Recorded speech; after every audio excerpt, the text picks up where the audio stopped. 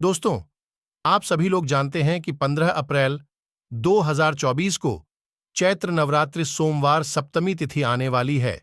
दोस्तों, इसी दिन किया जाने वाला पंडित जी द्वारा बताया गया एक लाल फूल और एक सफेद फूल वाला उपाय आप लोगों को जरूर करना चाहिए, क्योंकि दोस्तों, ये एक ऐसा उपाय है जो कि इस उपाय को करने के बाद दोस्तों आपको पूरे साल कोई और उपाय को करने की जरूरत नहीं है, क्योंकि इस एक उपाय को करने के बाद आपके घर में इतना धन आएगा कि आप सोच भी नहीं सकते।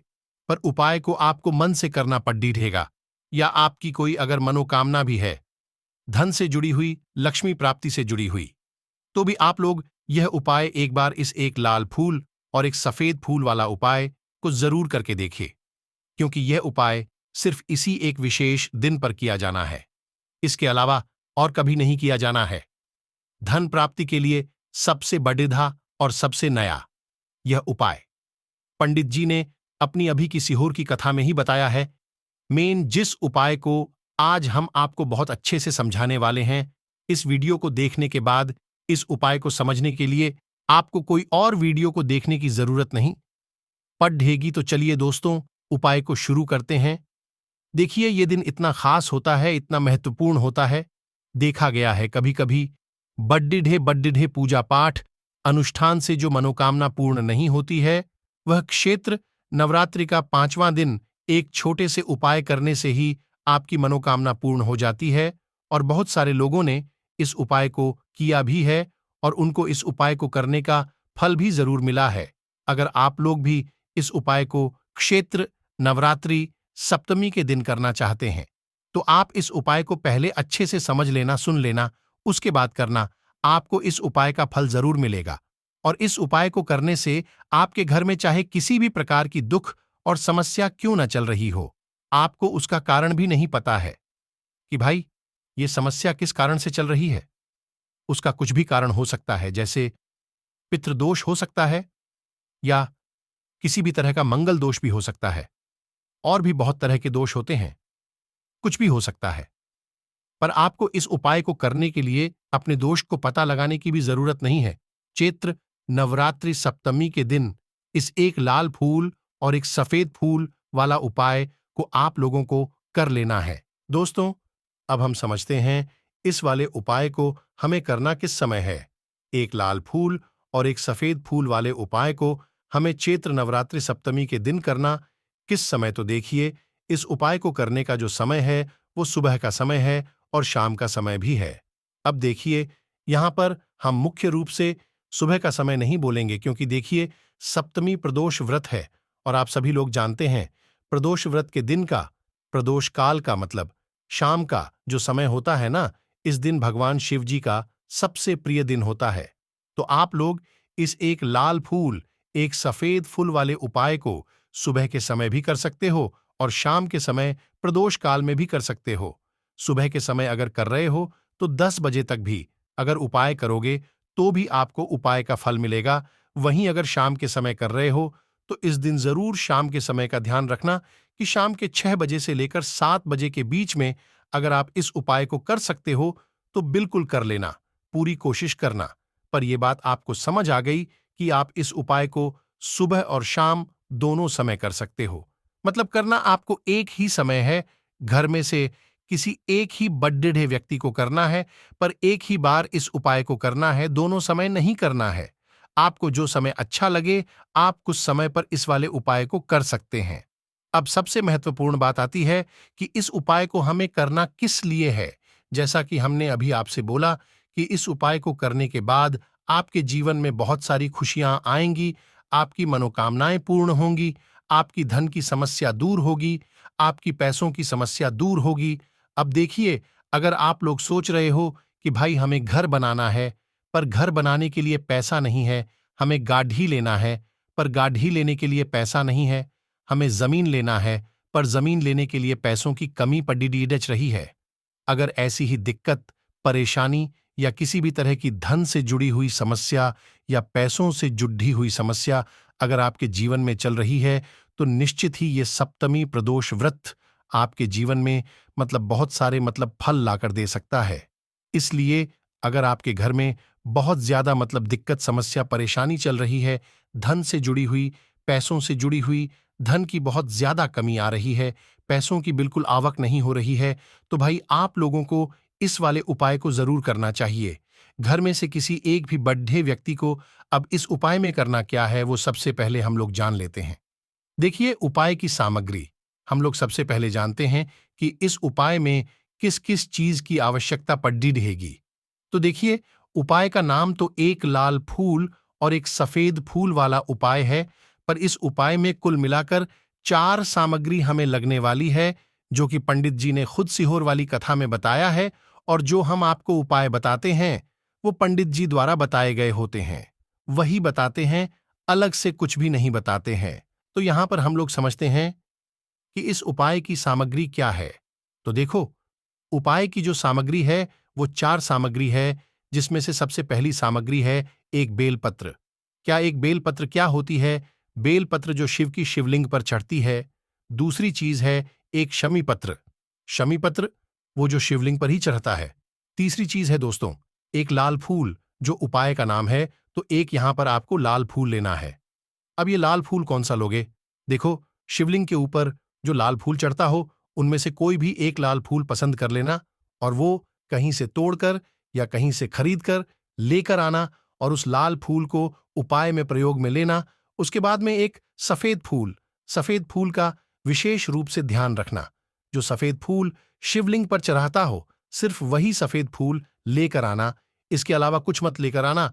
तो एकमात्र में ही आपको ये चारों सामग्री चाहिए, एक बेलपत्र, एक शमी पत्र, एक लाल फूल और एक सफेद फूल। ये चारों सामग्री आप लोग तैयार करके रख लेना।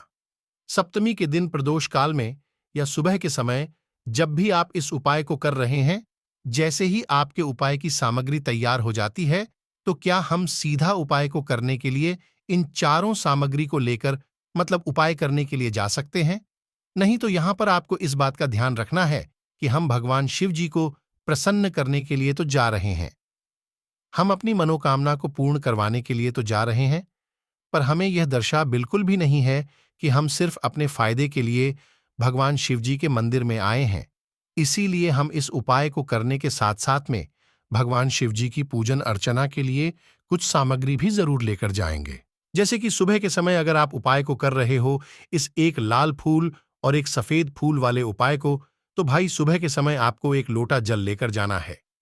जो लोग प्रतिदिन शिव जी के मंदिर जाते हैं, पूजन अर्चना करते हैं, जल चढ़ाते हैं, फूल, बेल, पत्र, बिल, गोराल सब कुछ चढ़ाते हैं, भाई वो अपनी पूजन अर्चना वैसी की वैसी ही करना।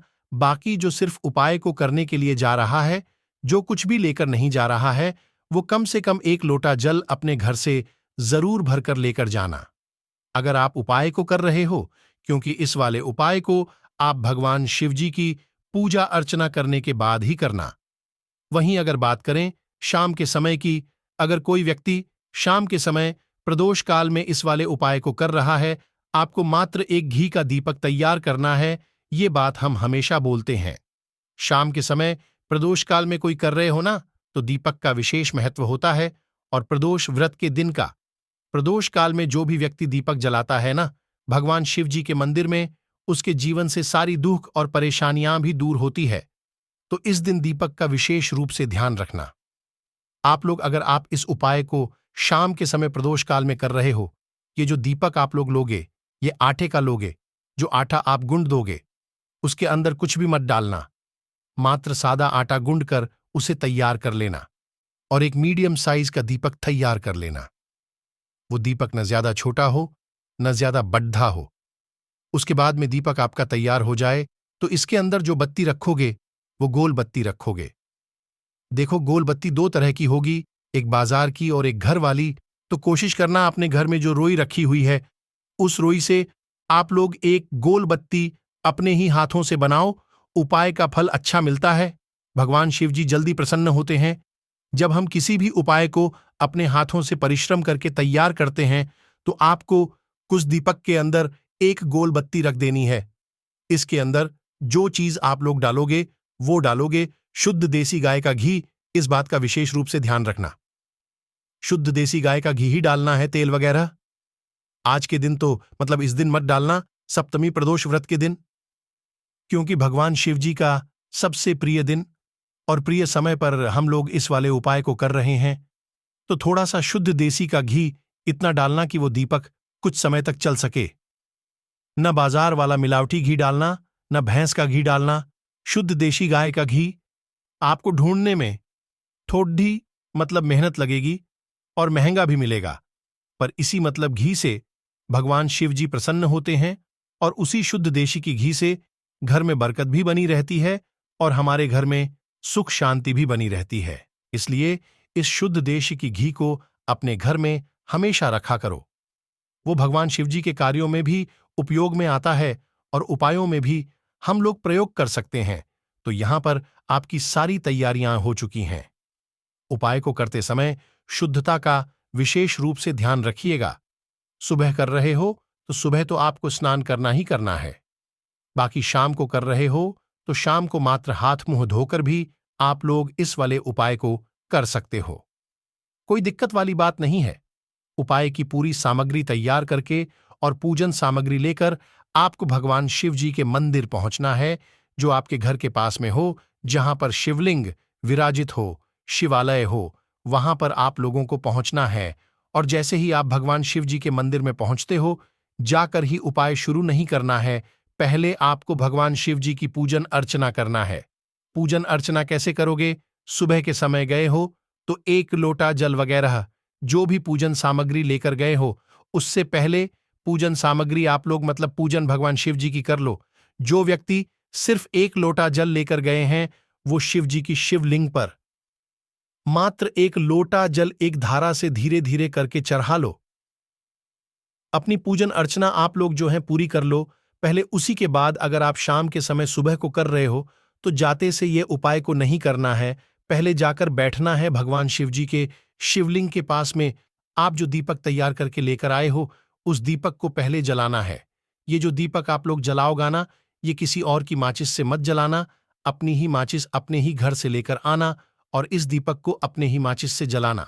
अगर आपने मंदिर की माचिस या किसी और की माचिस ले ली, इस उपाय को करने में इस उपाय का फल उस व्यक्ति को भी थोड़ा बहुत मिल जाएगा। इस बात का ध्यान रखना। इसलिए अपने घर से अपनी ही माचिस लेकर जाना और इस दीपक को जलाना। दीपक को जलाने के बाद भगवान शिव जी की शिवलिंग के पास में रख देना। शिवलिंग के इतना पास में मत रखना कि भगवान शिव जी को आंच लगे। थोड़ी सी दूरी बनाकर ही जो है इस दीपक को शिवलिंग के पास में आप लोग रख दीजिएगा। अब जैसे ही आपकी पूजन अर्चना हो जाती है, भगवान शिव जी के शिवलिंग के सामने या आसपास कहीं पर भी बैठ जाइए उपाय को करने के लिए।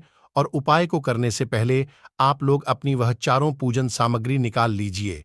उपाय की जो सामग्री है वो निकाल लीजिए और भगवान शिव जी के शिवलिंग के ऊपर एक माता अशोक सुंदर जी का स्थान देख लीजिए। माता अशोक सुंदर जी का जो स्थान होता है वो जलाधारी के ऊपर होता है। जलाधारी के बिल्कुल बीचों बीच में होता है। आप लोगों ने देखा भी होगा, शिवलिंग की जलाधारी होती है। जलाधारी के बिल्कुल बीचों बीच का जो स्थान होगा वो माता अशोक सुंदर जी का स्थान होगा, क्योंकि यहीं पर हमें यह जो है उपाय को करना है। सबसे पहली चीज, अब हम उपाय को करना शुरू करते हैं। आप सबसे पहले अपनी एक बेलपत्र उठा लो। एक बेलपत्र को आपको माता अशोक सुंदरी वाले स्थान पर सबसे पहले समर्पित करना है। बेलपत्र की डंडी का मुख होगा जलाधारी की तरफ, जहां से जल बहता है और नीचे गिरता है, और बीच वाली बढ़ी पत्ती का मुख मतलब शिवलिंग की तरफ होगा। इस तरीके से आपको इस बेलपत्र को माता सुचंद्र जी वाले स्थान पर समर्पित कर देना है। उसके बाद में अपनी एक कमी पत्र उठा लो जो आप उपाय के लिए लेकर आए हुए हो। एक कमी पत्र को उठाकर कमी पत्र की भी जो डंडी का भाग होगा वो जलाधारी की तरफ करके, जहां से जल बहता है नीचे गिरता है उस तरफ करके, और पत्ती वाला भाग शिवलिंग की तरफ करके इस शमी पत्र को भी उस बेल पत्र के ऊपर आपको समर्पित कर देना है। समर्पित करने के बाद अब आप ले लो अपना एक लाल फूल जो आप उपाय को करने के लिए लेकर आए हुए हो। इस लाल फूल का जो खिला हुआ भाग होगा, चाहे वो गुलाब का फूल हो, चाहे कोई सा फूल जो शिवलिंग पर चढ़ता हो, उस फूल का जो खिला हुआ भाग होगा वो शिवलिंग की तरफ होगा। बाकी जो पीछे का भाग होगा फूल का, वो जलाधारी की तरफ, जहां से जल बहता है नीचे गिरता है उस तरफ होगा। और आखिरी में आपका जो एक सफेद फूल बचा हुआ, इस सफेद फूल को भी आपको लेना है और सफेद फूल का जो खिला हुआ भाग होगा वो शिवलिंग की तरफ होगा, जहां पर शिवलिंग रखा हुआ है उस तरफ होगा, और डंडी का भाग जलाधारी के पीछे की तरफ हो जाएगा, मतलब जो जहां से जल बहता है और नीचे गिरता है। जब आप लोग एक बेलपत्र, एक शमी पत्र और एक लाल फूल, एक सफेद फूल चढ़ा रहे हो, तो उस समय आप लोगों को कांता भगवान या कांता चक्र का नाम लेते हुए ही जो है इस उपाय को करना है, और भगवान शिव जी और नारायण जी का स्मरण करते हुए ही जो है इस उपाय को आपको करना है। तो जब भी आप एक बेलपत्र, एक शमी पत्र, एक लाल फूल और एक सफेद फूल चढ़ा रहे हो, तो या तो आप कांता चक्र का नाम ले लेना या कांता भगवान का नाम लेते हुए जो है इन सभी सामग्रियों को माता सुषण जी वाले स्थान पर आप लोग समर्पित करते जाना, और शिव और नारायण जी का नाम भी साथ साथ में लेते जाना। और जैसे ही आप लोग ये उपाय पूरा कर लेते हो, चारों सामग्रियां समर्पित कर देते हो, उसके बाद में भगवान से वहीं के वहीं बैठे बैठे हाथ जोड़कर प्रार्थना करना, आपकी जो मनोकामना हो, धन से जुड़ी हुई, पैसों से जुड़ी हुई, घर में माता लक्ष्मी जी की कमी हो रही है, जो भी दुख और समस्या परेशानी चल रही हो, आपको अपनी वह दुख और परेशानी जो है भगवान शिव जी से उपाय को पूरा करने के बाद वहीं पर पास में बैठकर बोल देना है, हाथ जोड़ के आंखें बंद करके। उसके बाद में 2 मिनट भगवान के नाम का जाप करना है, और उपाय जैसे ही पूरा हो जाता है, भगवान से आशीर्वाद लेकर, भगवान को धोख देकर, भगवान से प्रार्थना करके आप अपने घर पर वापस आ सकते हैं। यहां पर आपका ये वाला उपाय पूर्ण हो जाता है। इस उपाय को करने के बाद निश्चित ही आपको इस उपाय का फल बहुत ही जल्दी और बहुत बढ़ा होकर मिल जाएगा। ओम नमः शिवाय, श्री शिवाय नमः।